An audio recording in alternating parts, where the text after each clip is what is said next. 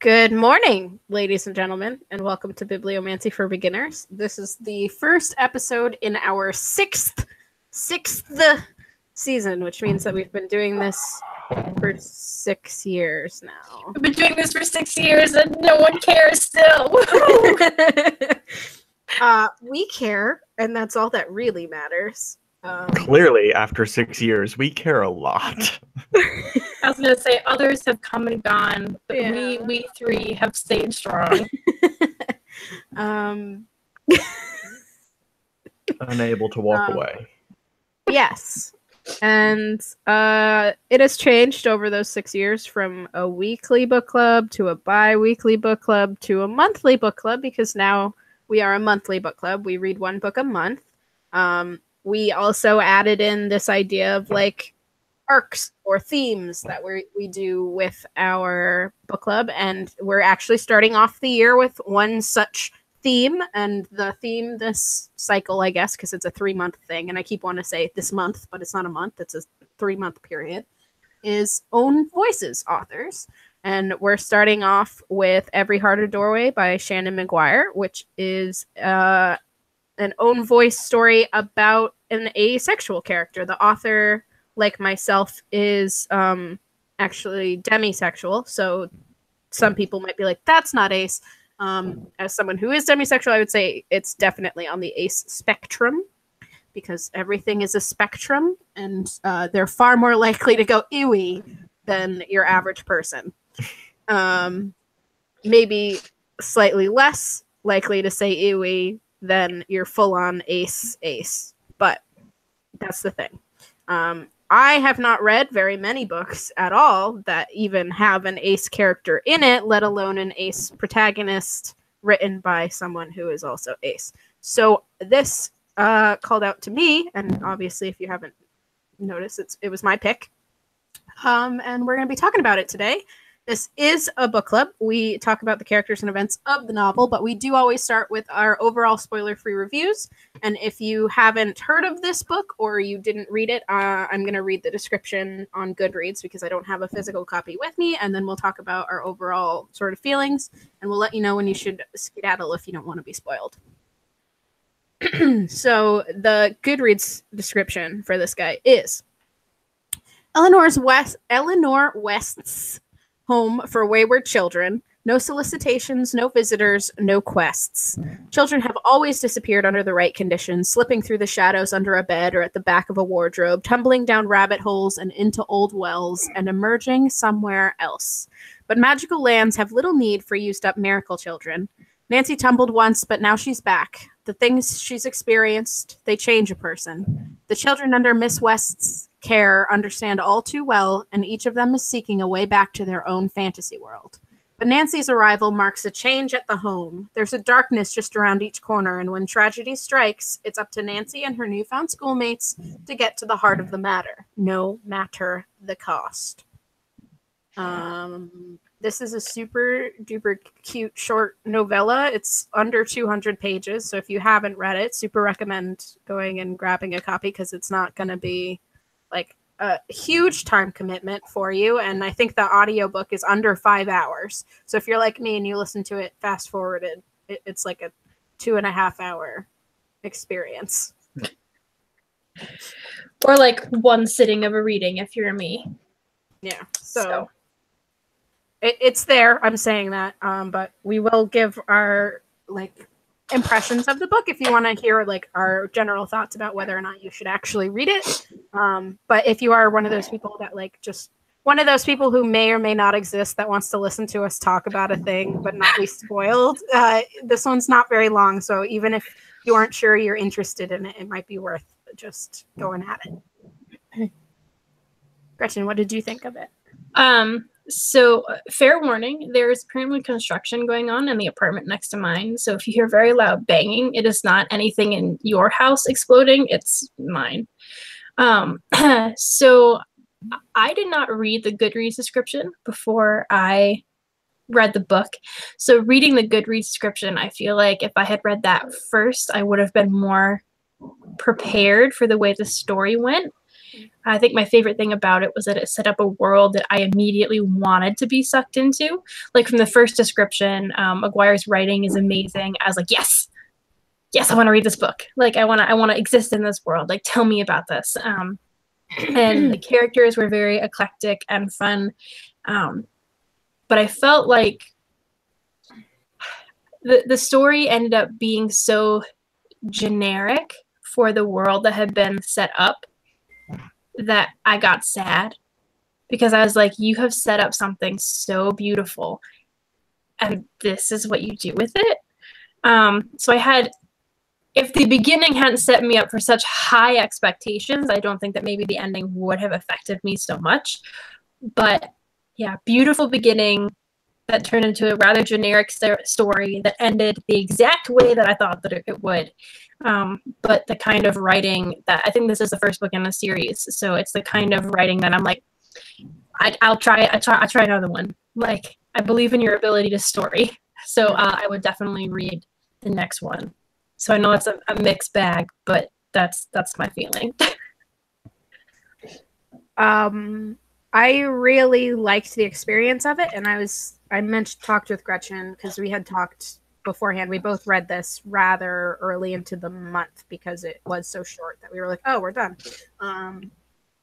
And I had mentioned that I think the length of this helped me enjoy it as much as I did. I feel like if it was like a full-length novel, I might have had more of an issue with the structure because, like Gretchen said, it did end up being rather generic, and I saw everything coming that was coming, and that's a little bit disappointing from like a structure sort of standpoint, which is something that I really enjoy. I really enjoy when the structure changes and when people can surprise me in a good way. And it didn't have that, but it did have really great characters and really interesting world building, literally multiple world building.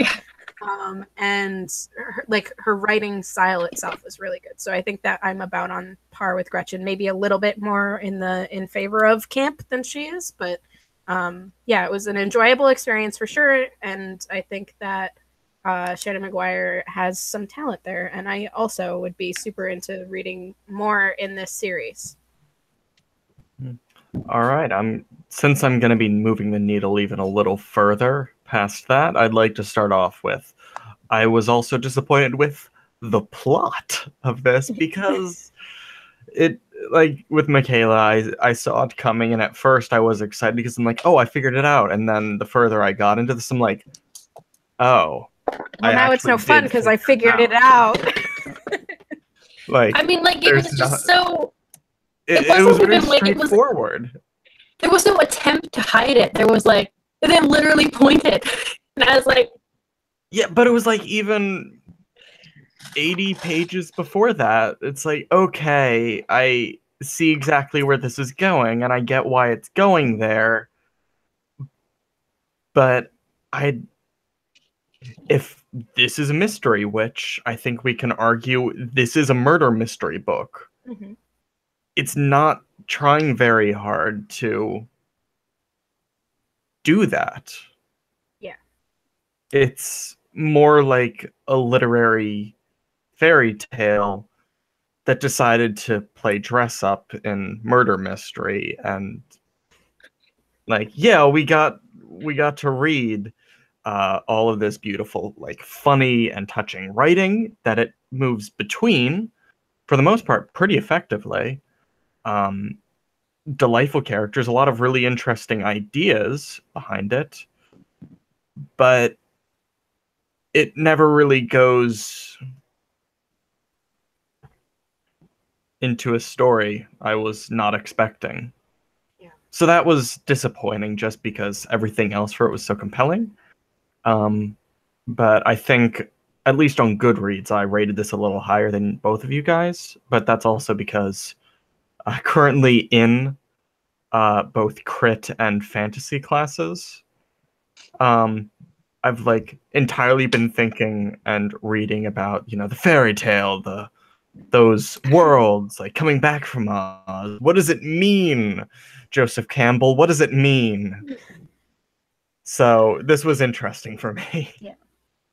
So I think what we're saying is it's short enough to be well worth the read, but it's got problems. And we're going to talk about those problems. And if you don't mind being spoiled for the plot of a murder mystery, which is maybe one of the plots that like can actually be spoiled, because if you go into it knowing who the killer is, then what's the point? And that's one of the complaints we have, was that we all saw it coming too early.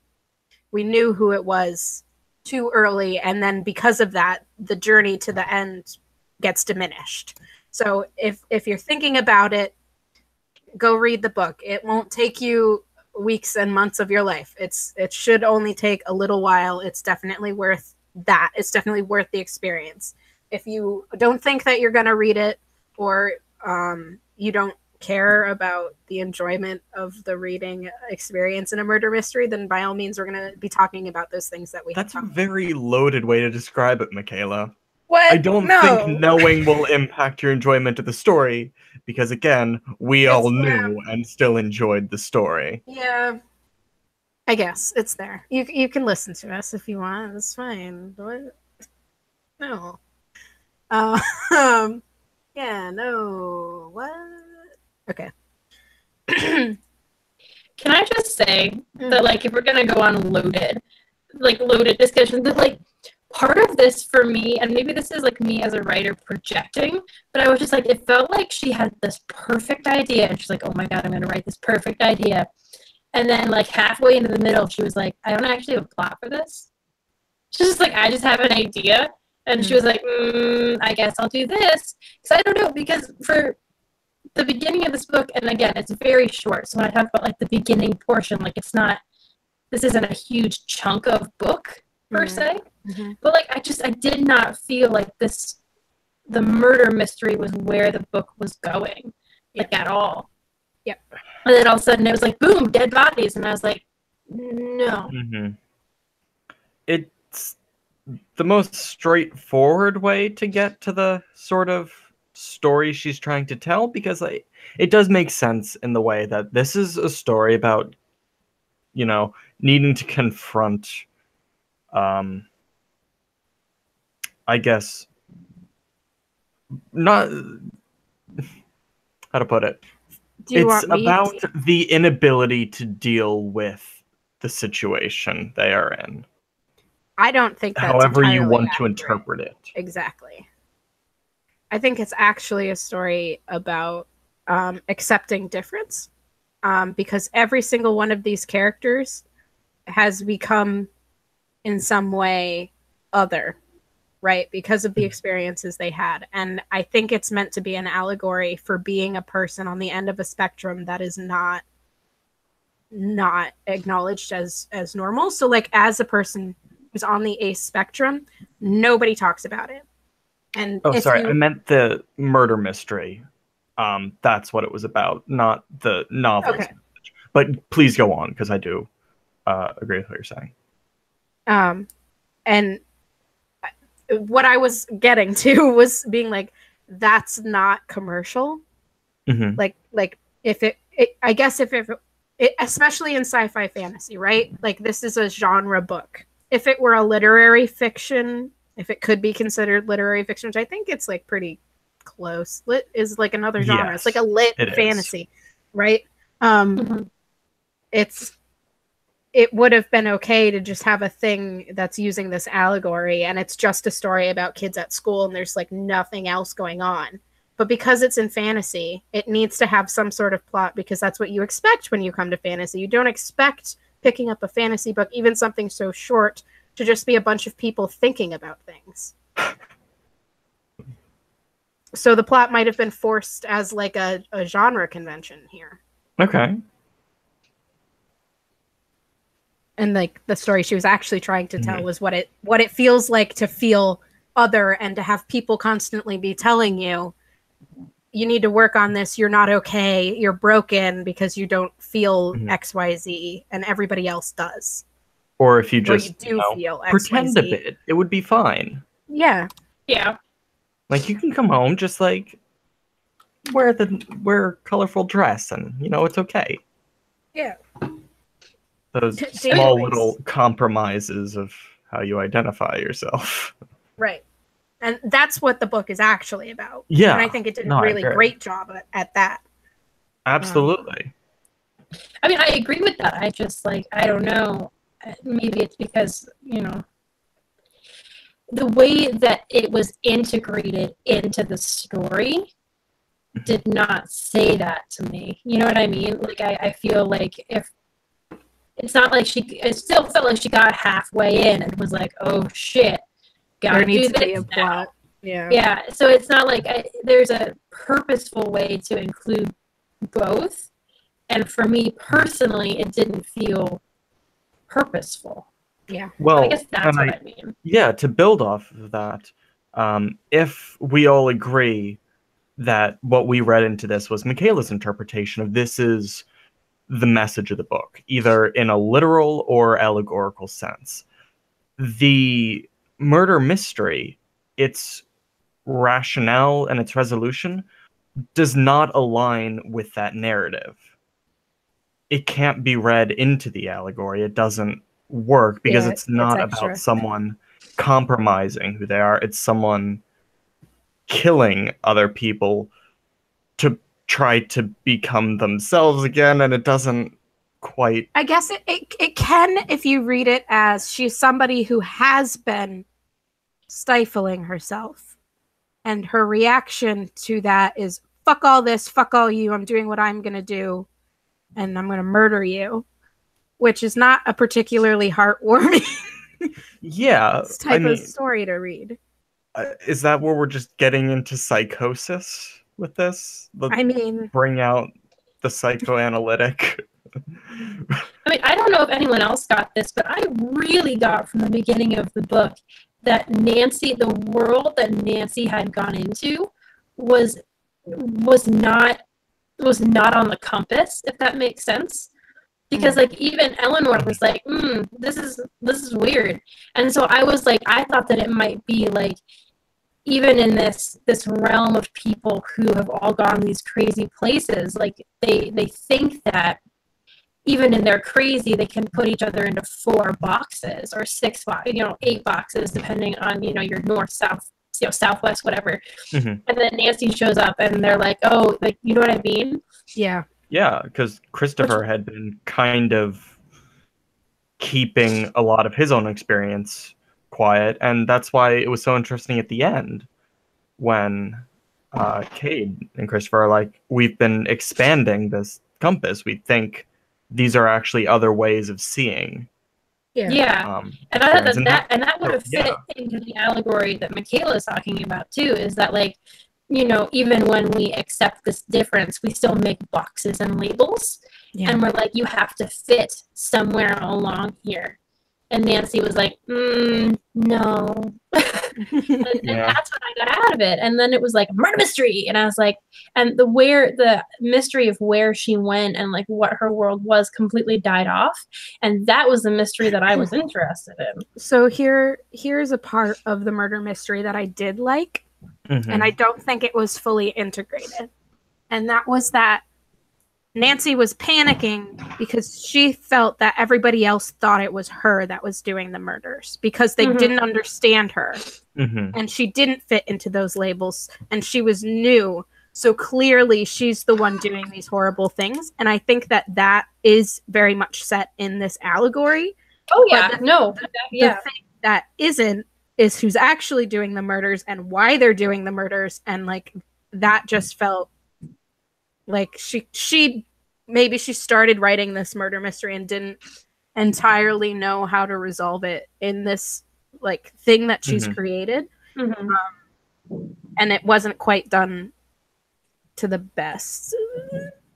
That does lead into my question because Michaela, you saw that as something that may not have been fully realized in it.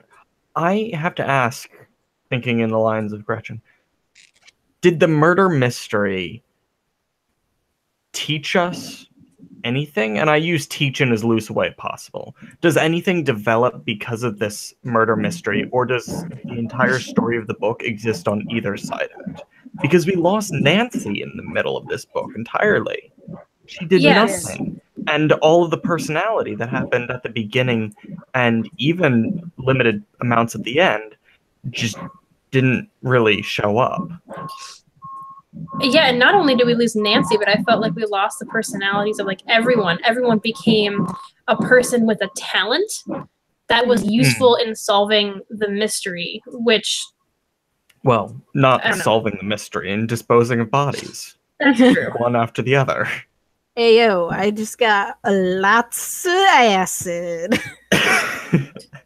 In very blasé ways as well. Like, I understood that for Jack, and it fit very well. But everyone seemed very quickly unfazed by the experiences. I think part of it is that it's almost like this book was a thought experiment.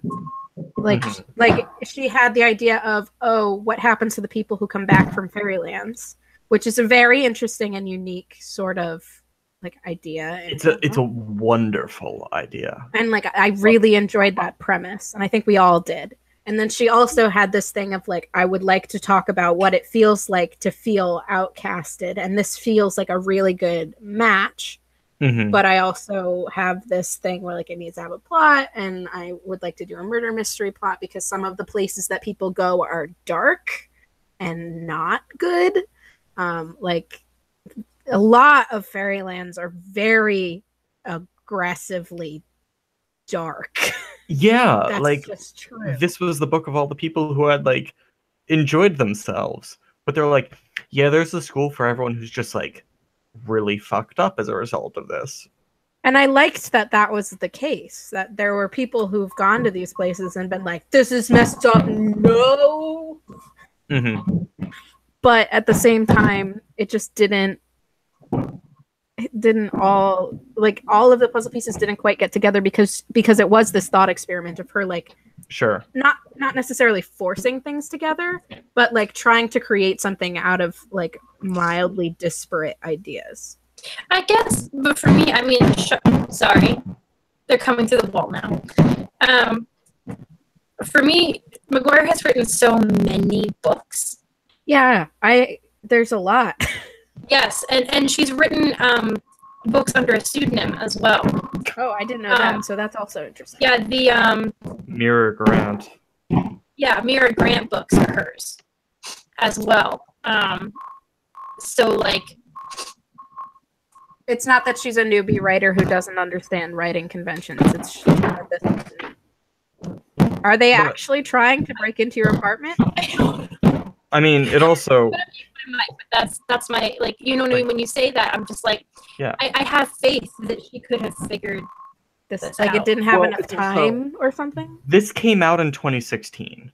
Yeah, it is the second month of 2018. The next two books have already been released in this series. Yep. When Gretchen's talking about time, clearly she was moving quickly. Yeah. Yeah. The other thing is that I would be really interested to read these other two and talk about it as like a trio of things and seeing how they piece together, because I know the second book is all about Jack and Jill's experience in the past.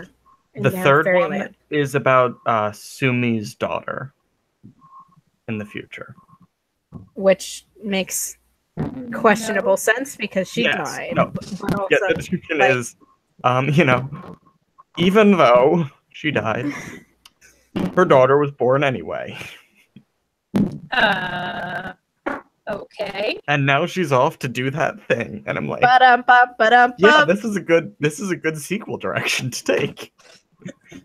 Even though I killed this character, I wanted to write their kid, so here we are. It's my own fanfiction. I mean, that's just such a good nonsense plot. I mean, it is. It's so appropriate. The other thing that could have definitely played a part into that is the fact that it was stated that for some people they go into the world and live like an entire lifetime and then come out and are back in the age they were when they initially went in. That's so true. It's entirely possible that Sumi's daughter came from her lifetime in her fairyland, right? Again, no, like, I don't know. The plot description was literally what I said. Even Sumi's though she was daughter. never born, she was born anyway. But like, so here's the thing, right? So that was so clearly set up in this book that obviously not only was like McGuire thinking about this book, but she was thinking about the sequels that, who knows, maybe she'd already written. Maybe they were a series of, you know, short stories that she was all of a sudden like, no, I need more room here, you know? Right.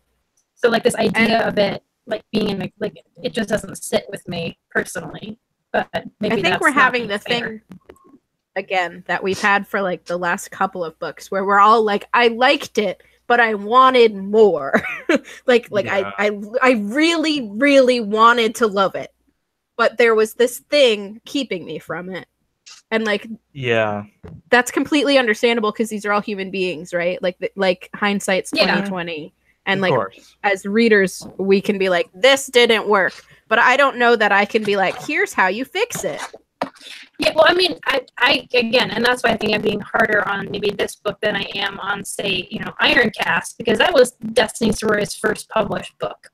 And you don't have the kind of resources as a debut author that you have as, say, Shannon, I don't remember, who is very well established. So you know that she has a great, you know, relationship with an editor or a writer. You know what I mean? Like, this is not her first rodeo. So I just feel like if these are issues that we had, is there either something wrong with all three of us, or like, you know, who wasn't saying, you know what I mean? Like, why wasn't this said previously? It might or also what was be... the book originally, you know? Yeah. I, in the last year or so, I mean, I think it has started since we've been doing this and since going to college, I've become more and more, not critical of books, but aware of things that an editor should have been like, this needs work. Yes. Yes. And I guess it is critical in a way, but I don't know if it's just the way that I'm coming into books now has changed, or because we do this and what we, because I'm reading this knowing that I'm going to be discussing it, which is something that happens in college as well. There's a different way of reading versus if I were just reading this for myself, when I don't have to talk about it ever and I don't have to like do anything other than be like, yeah, it was good, I liked it. And that, I don't know if that's going to ruin books forever now. Because I'm just going to be like, this needed work. And clearly, I, a person who does not work as an editor, know way more than the actual person who works as an editor who worked on this book. Am I right? Not. I mean, clearly us with our lack of experience know more. But like, I mean, I think the questions that we're asking too are just also more curiosity than anything else. Like, I can't see this book in its undrafted form. I can't, you know. So like, what was happening? Like, what was it, like this real big like thought experiment about the spectrum, and then they were like, no, this isn't gonna sell. You know what I mean? Because also, with as established as she is, like, could she just, you know, I don't know. It's a lot of ifs and whats and buts and ifs, but yeah, we knew the publisher could move multiple of her books through in a single year and expect them to sell well. So clearly they weren't taking quite the same amount of time that they would if she only had one novel a year. I don't know whether this was, I don't think it was a bestseller when it came out, but it's definite, like, it's one that I've heard of. I mean, it was Hugo and Nebula. Yeah. That might also be why I heard of it initially, but like people, and that's those are prestigious awards. And I can understand why it would get it for its representation and its interesting discussion on that, especially in a fantasy really text. Excellent writing. Yes. Just not plotting. I mean, also, I feel like half the books that win awards I read and I'm like, no. And I do just quickly want to come back to an idea we were playing around with a lot throughout this of it as, you know, allegory or metaphor for say, being asexual and all of those aspects, being trans. I do want to point out that this doesn't need to be read as allegory for that. Like, those are active discussions with it, that you could read it as a literal fairy tale with those discussions very evident, and it's coming down with a stance on it. Wasn't And then hiding it at all. it works as an interesting allegory also. Yeah. But I know some people are kind of hesitant to start mapping readings onto entire stories. So I do want to say this is not subtext. No, it is. That's important. Nancy actively says at one point, and I don't know if it's not particularly articulate, but she just says, I don't want to go on dates with boys. And then the boys that had thought she was attractive were like, oh, blah, blah. She's like, I don't want to go on dates with girls. I just don't want to go on dates. I just don't. And Cade, who is a trans man, caught on to that and understood. And that was I don't know. There's always the question in fiction whether it's better to have those conversations or to represent a world in which people actually accept that, even if it's not necessarily as simple or always as widely accepted in our world. And this was very interesting in the way it approached that, of modeling this community. I also, even though Shannon McGuire is not trans, appreciated the fact that because she put this trans character in, neither overshadowed the other in oh, it's so much harder to be ace because nobody thinks you exist. Whereas people see people being trans and know it exists at the very least, right? It's really easy to be at least people acknowledge you. And even if it's negative acknowledgement, because there's a point in the book itself where another character is stop playing dress up, be yourself, and I'm that's the exact opposite. And you're doing the thing that... it's you fundamentally misunderstand what this is. But no, that's also, I think, the tensest moment of this entire novel, and multiple people are murdered. Yeah. I was also really happy that it was a book about these people who've literally been to other worlds and have experienced actual crazy nonsense, and they're like, you don't like boys or girls? Because sometimes it's the sense of just because you've experienced one different thing, you're like, ooh, yeah, everything is fine. And so these people who've literally gone on the wackiest kind of experiences to have issues with Kate, with Nancy, it was just also really nice. Yeah. Because it could have gone the other way very easily, I think.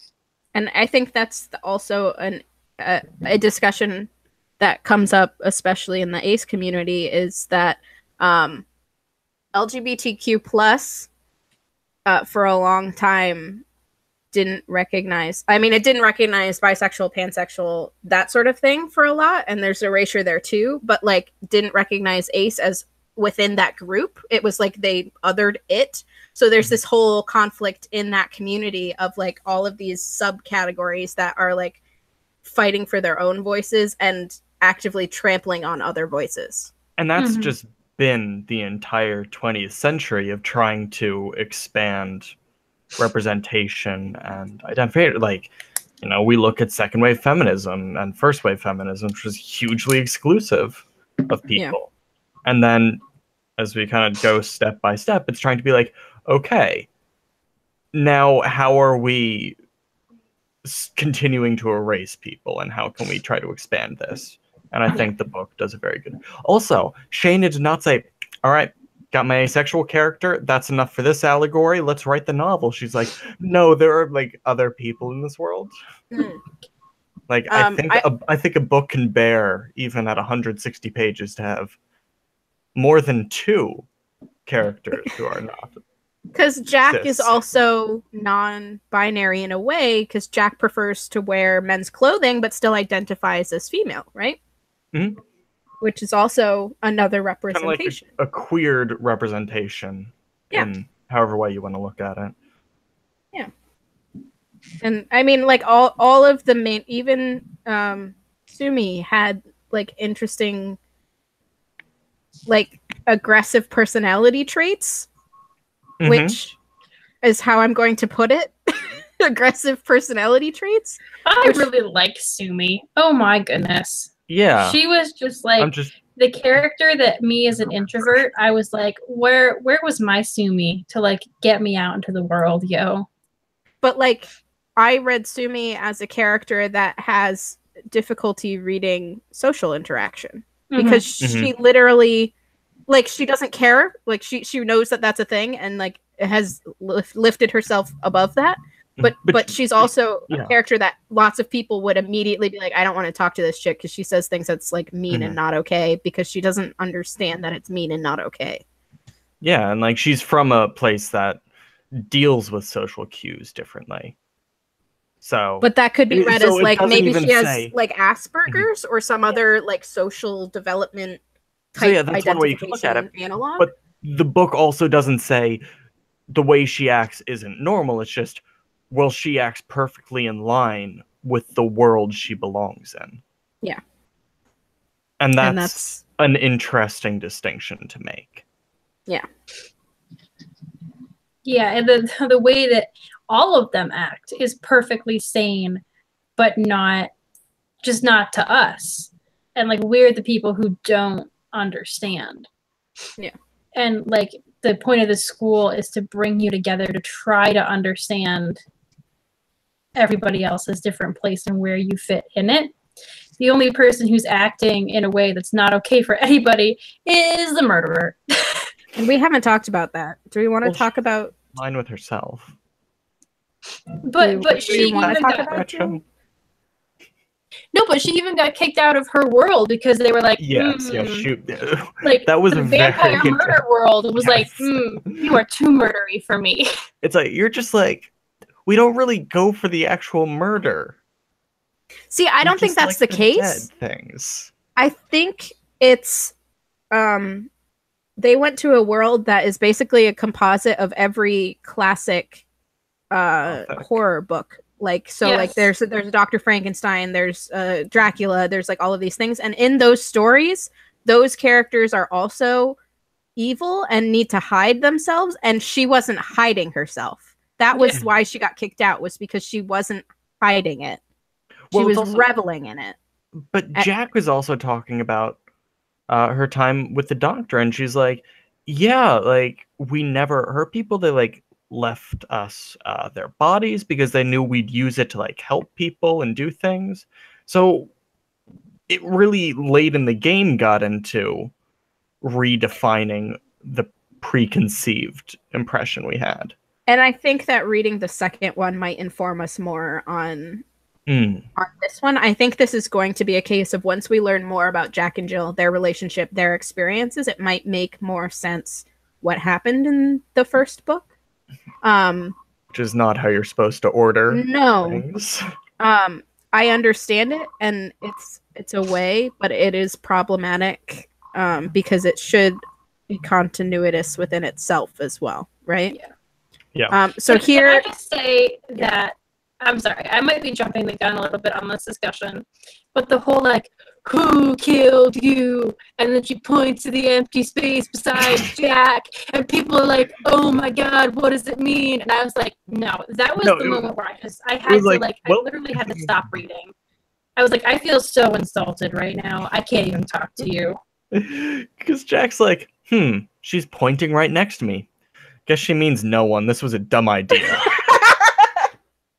I felt the characters were insulted. I felt insulted. I was just like, come on, man. Do you know how I would fix that scene? Because I do have an idea of how to fix that scene, because I had it when it happened. Jack wants to protect Jill, because that has always been Jack's motivation. If there was some sort of indication somehow that Jack understood and was trying to cover it up. Mm-hmm. Yeah, but like there were other that's people there. Like, come on. There was one other person there, and he was busy playing a beautiful flute to make the skeleton dance. Beautiful boy, sweet boy. You had no characterization other than that. I don't know. He was like a very, he's like the best friend in an anime. He's got all of those kind of sporty, but he didn't bro show up tendencies. until like halfway through, more than halfway through. And he's like, so if we're talking about this as a high school, because it's basically a high school, he's the guy that's been pretending to be part of the clique and then sees these people being authentically themselves and is like, you know what? Fuck this. And goes over to them. A body. Like y'all do in high school, classic high school experience. that hide a body experience. Some people dissect a pig. That I've read that's like that though. Anyway, but like because of that, I feel like we should have seen his character more earlier on too. Like like again, like that's what I mean. It's like so much of this felt like a NaNoWriMo novel. It was like, oh, I need somebody to make skeletons dance. Guess I'll add in this guy, but I won't add him into the beginning. I'll go back and edit that later. I don't think I need someone to make skeletons dance was really the plot decision that brought him into this novel. You know what this needs? Yeah. Some good old Dios de los Muertos fun times. Yeah, I liked his world too. Like that was also an interesting world. It was very interesting. Like the skeleton girl conversations were very cute. And it adds in racial stuff too, because presumably he's of Latinx. Presumably. Because why else would they go to a Dia de los Muertos world? He really likes cinnamon in his hot chocolate, and they said, yeah, you're one of us. Hey! Honorary sugar skull dude. Yeah, I don't know. That was a thing. I would like to ask, because this bothered me, why did Jill start killing people now? Of all times? Like, because she figured it out. That was her line. She's like, then I figured it out. It didn't jive for me. Is there any? No, again, like this is like just details upon details of things that like just bothered me as seeming very unthought out. And like it was just like, why now? What just happened? Because you could make the argument that, well, Nancy showed up and she thought that this girl from this world would make the perfect scapegoat, but like you can't. If Nancy's world is that different, then we should have had discussion about that. But like otherwise, there would have been other people like Nancy from deathish worlds. I mean, we also got the impression that Jill didn't care about being caught, though. Yeah, but that's what I mean, right? The only thing different about right now was that Nancy showed up. And and there wasn't anything in any of the interactions that really made sense to me as to why Jill would start doing this. The other thing is with Jill's character, everybody kept talking about Jack and Jill as like the creep twins or like whatever. Like they talked about them as a unit, but anytime there was ever antagonism against them, it was all directed at Jack, which I feel like if it was directed more at both of them, would have made more sense. Of like there was some hazing thing that happened and Jill was just done with it and was like, nope, I'm going back to my world however I can. But because it was directed at Jack, that stifled it for me. So that might have helped of being like, oh, like Jack had like grossness poured on top of her, and we know that Jack is a germaphobe and like would be extremely upset by this, but there was no analog for that happening to Jill other than Jill being worried about her twin, which also in the ending got questioned with like whether or not Jill actually cared. Like it seemed like Jill blamed Jack for not being in her world anymore, even though the reality is that it's Jill's fault, and Jack just accepted that and went with her sister. Of just that makes sense at the beginning, where we get the story that like, oh, it was Jack's fault, and then like she forced Jill back through. by the end, we don't even get the impression that this is a delusion on Jill's Mm. part. It's just that she is maintaining that lie and now forcing her way back in. And that's why, and it just, it could be that, she'd convinced herself that, but it was just all so rushed and, like, not very fleshed out just as an arc. I don't really feel, like, confident in justification, rationalization, any of that. Yeah. I liked the idea of somebody being like, I'm going to create a person that is so magical that all of the doors have to open for them. Yeah. Because that was set up, that like there was something, like they had discussions about why they were chosen, and that was very well seated. I just feel like the who of the whodunit was the issue here. Well, also, I mean, maybe this was answered in a part that I currently can't remember, but like, I mean, the problem with using all of these bits to make a person is that like they've already been tossed out. Like, these are kids that have been like, their beauty, their whatever, it wasn't enough anymore to stay in their world. So how does their parts amalgamate to someone for whom all the doors would open if all of their respective worlds have already decided that they're done with them? Well, she's I not don't think trying that's to get necessarily into true their either, but worlds. we'll get into that. And like, there is a sort of logic to it, because she's like, oh, I just need to get back to my world, and a Frankenstein's monster of magical children.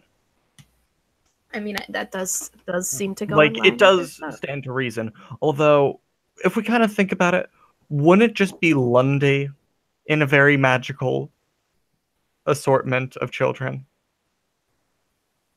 Like, it's one brain. I mean, meaning that like, is it like a Lundy's fresh start personality would have been stuck into this body? Is that what you're saying? Yeah. And then Lundy would have just been like, "What the fuck, Jill?" Yeah.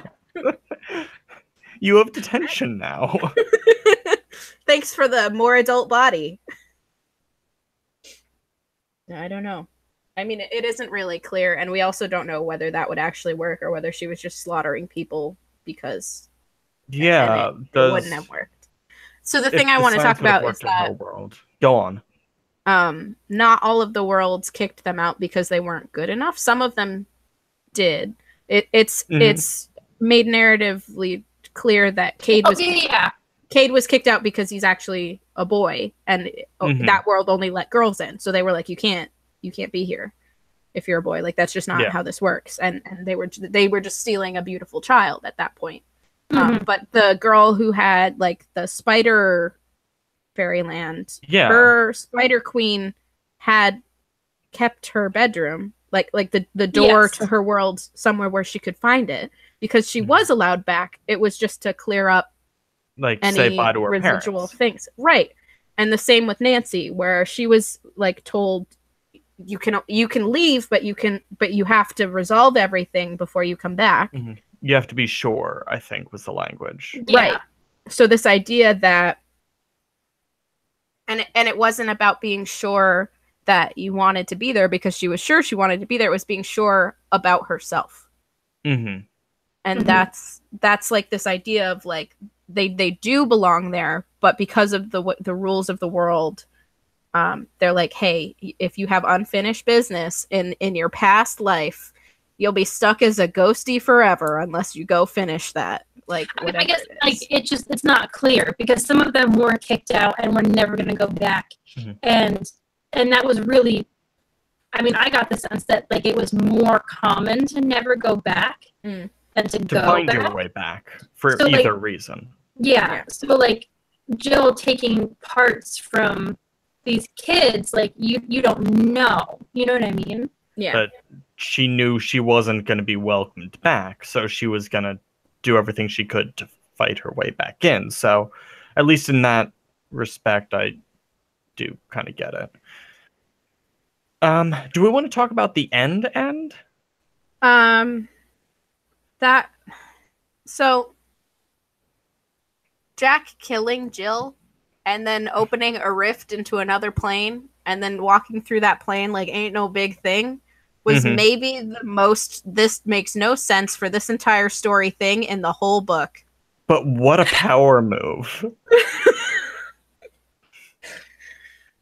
Sure. Like, it felt a bit rude not to say goodbye to people, but just being like, basically, probably should have killed her earlier. Yeah. Like, well, I'm off to resurrect her. I think that was the moment for me because, like, there's, again, it didn't end in a way that I didn't particularly expect. So when Jack was like, yeah, I've been able to go back all along, so I'm just going to leave now, I was like, okay. But then she was like, yep, I'm off to resurrect my sister. And I was like, did we learn nothing? Well, it's like, no, now that she's dead, she can't be a vampire. So Jack's like, all right. That doesn't mean she's not just going to still go out and just fucking murder people because she can. She thought that murdering and making a Frankenstein body would get her back into the world without any kind of proof that was the case. Like, who knows if she's like go on enough murdering spree and I'll like become a vampire again. I don't know. However, being made into a Frankenstein's monster does get you back in. Probably, like, it's a fresh start. Gretchen, you and I have both read Frankenstein. Like, there's nothing wrong with being the creature. We have all read Frankenstein. It's like a very positive experience if you're nurtured. Yeah. Lord. I did actually mean with the end, Nancy's direction and how we felt about the novel really just committing to that. I was happy for her, but I was still just really upset because I felt like there was a lot unexplained about her world and the difference of her world. And there was just like a lot of stories that like of where I thought the book was going that it never went. And then she was like, peace out, bye. And I was like, I'm so mad. Not necessarily because of what happened, because of what didn't happen. That's fair. Which is unfair. But like, I felt like I was set up for something I wanted. Michaela? Taylor thinks it's fair. I do think it's fair. I had similar feelings to that as I did. Like I think I mentioned this last time too. But like the end of Deathly Hallows, where it's like that wrap up chapter, and I was like, this doesn't need to be here, and I don't want it. I had similar feelings to this of like. It felt like she as an author was like, I really care about this character and want her to be happy. And I know that the only way she can be truly happy is to go back. So here's a scene where she can go back and we can all feel like, oh, okay, at least she can be happy. Because even in the monologuing in that scene up until that point, she was like, well, I'll never be really happy, but I can be content here. And I was, and I feel like she wrote that and went, that's not good enough. And then was like, you can go back.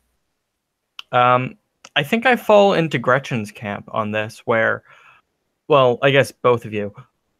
I like that it did that, but I felt like I was still reeling from such a disappointing, like, plot resolution that I didn't really felt like that had been earned. So I'm like, so while I'd been of the belief up until that point, well, if it doesn't do this, I don't really agree with it as a novel.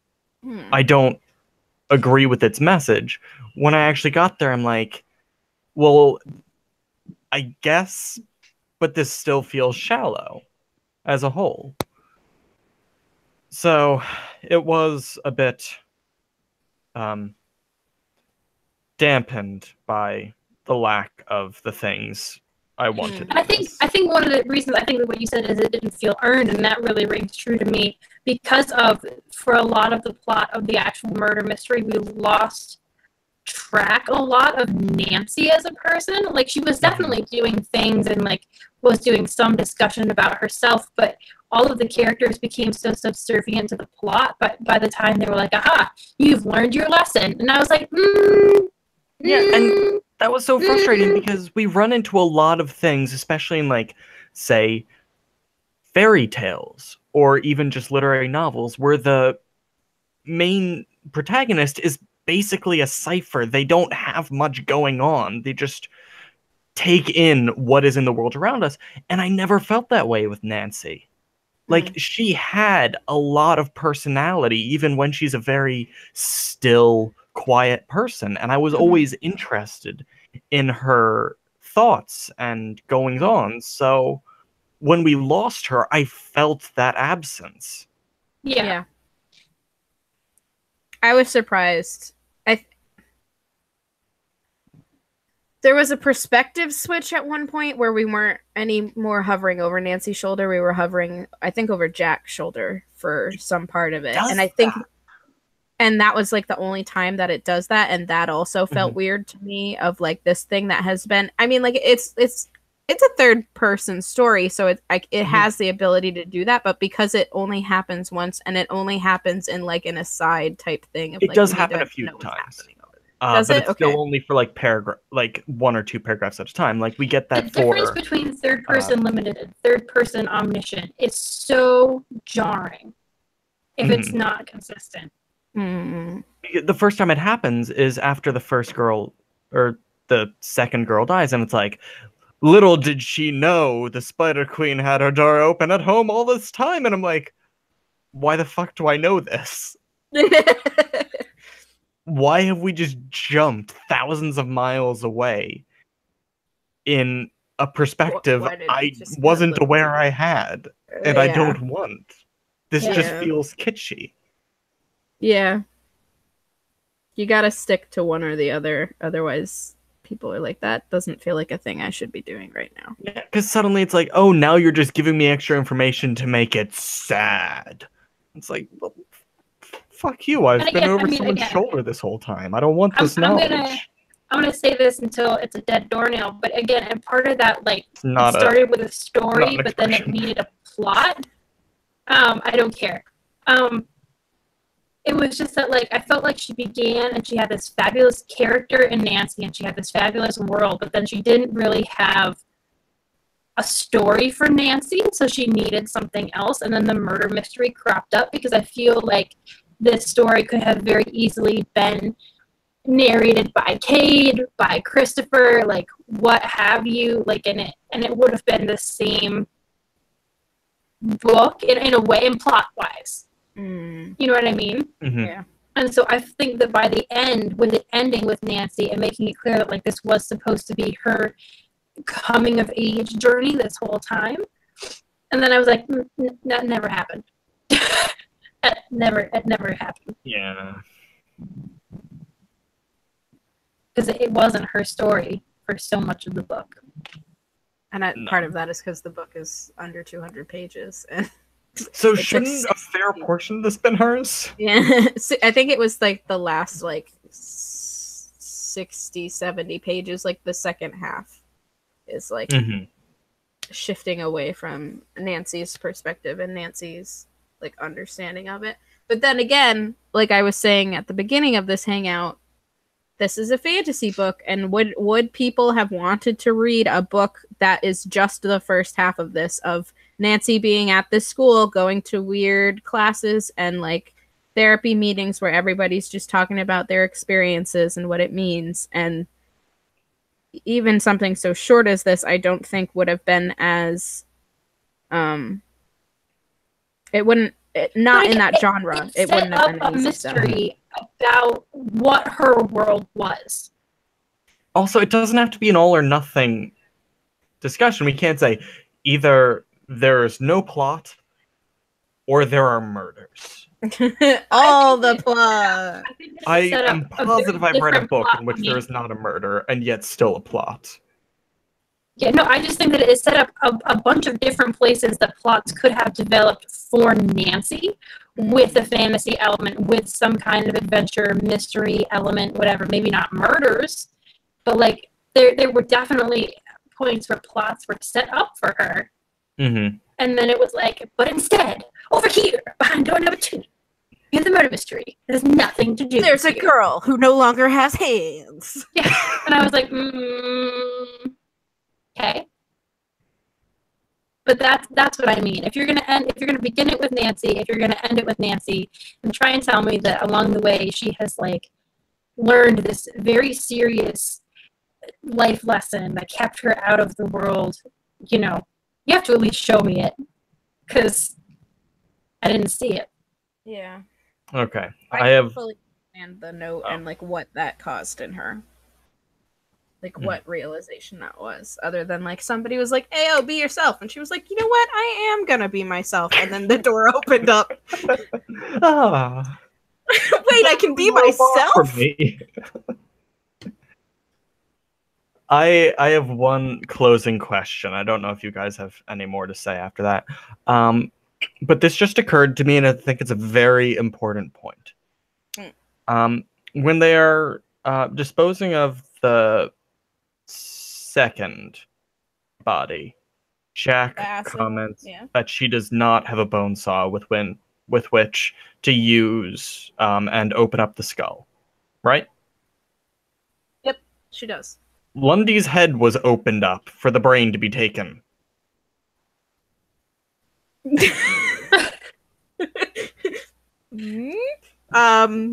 She used her fingernails. She used her fingernails. I got the impression at times. Okay, so here's the thing, right? That she was trying to set it up to seem like Jack was the one doing it.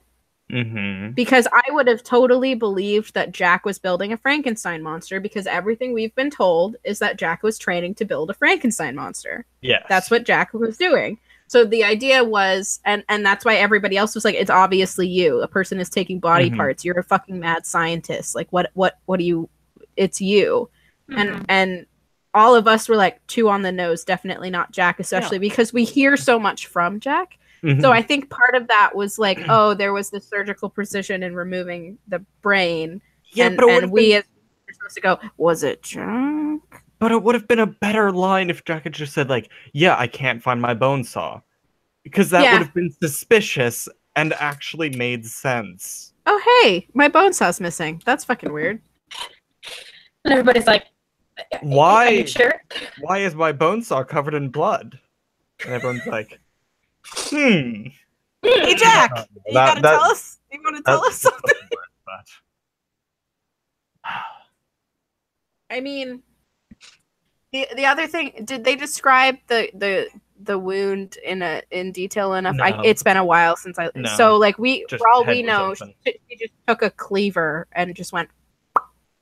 From the sounds of it, like half her head just kind of disappeared, like, you know. But then again, you know, maybe 10-year-olds, like babies, don't have fully formed skulls.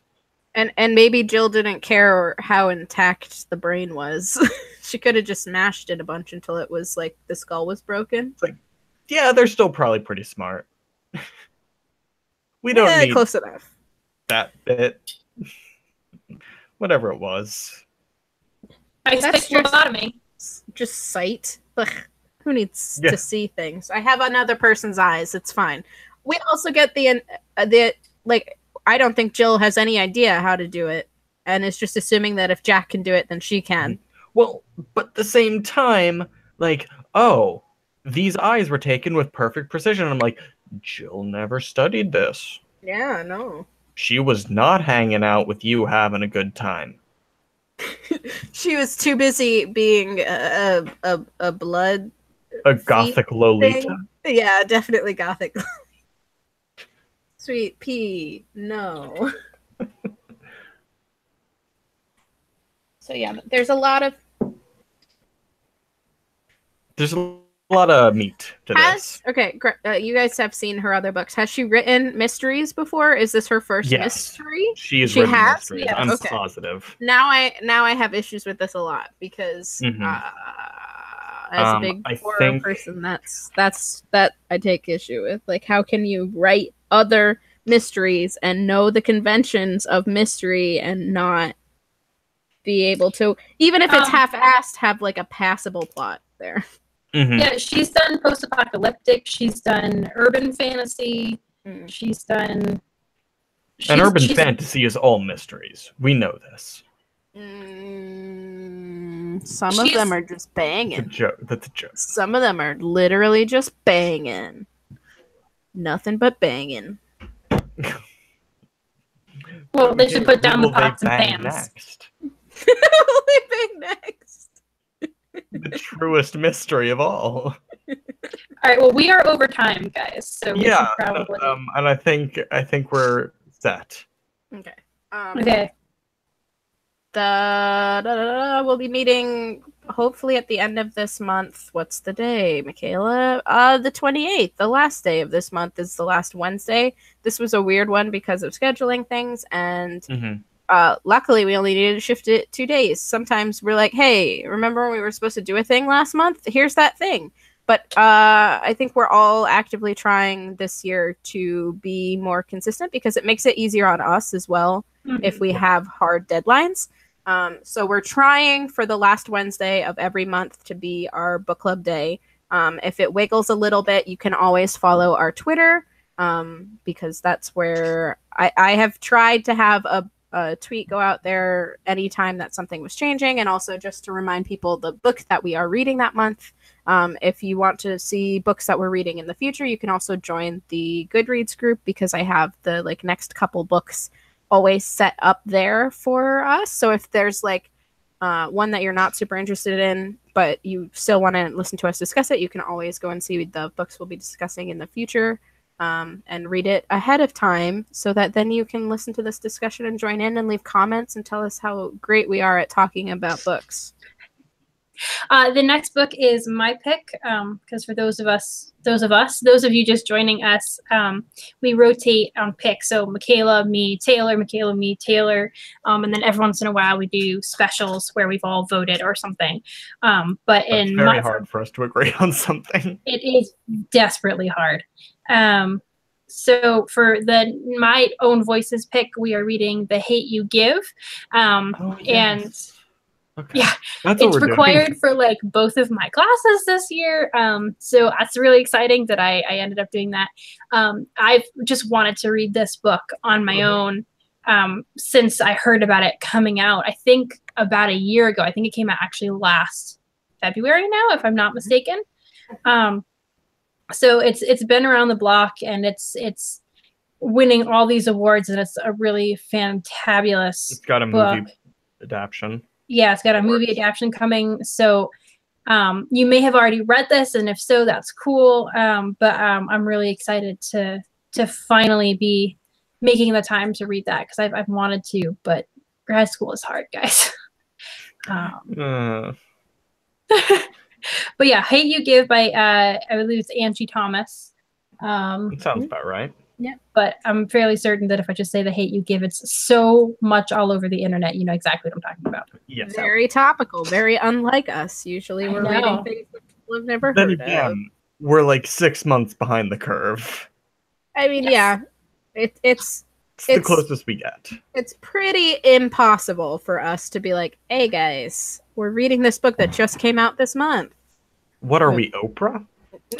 No, we are not. No, we are not.